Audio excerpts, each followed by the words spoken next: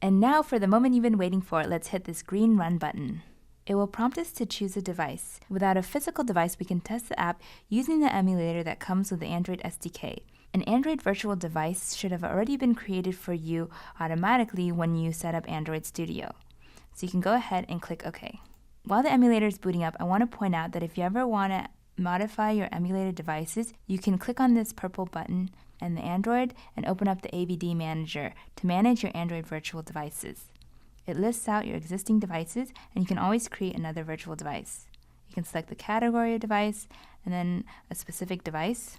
Then you choose which platform version it should be running on, and this is the only one that's available on this computer now. So Lollipop is good, and we choose the Google APIs target because it will include some Google services already pre-installed on the emulator. You can choose next. There's a couple more options and settings that you can modify. For example, if you want an SD card or a camera, and then you can go ahead and click finish, and it will create a new AVD for you.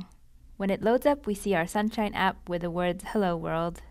Keep in mind that the emulator is not just a simulator. It's actually running the Android virtual machine, so you can test and debug your app on different hardware and software configurations.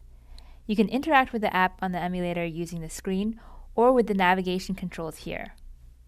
You can also invoke other apps, do network calls, play audio or video, and much more. It also includes debug capabilities, including log output and the ability to simulate app interrupts or network latency.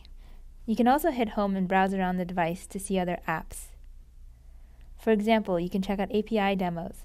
Feel free to play around with the emulator some more. If you open up Android Device Monitor, you can go into the Emulator Control tab.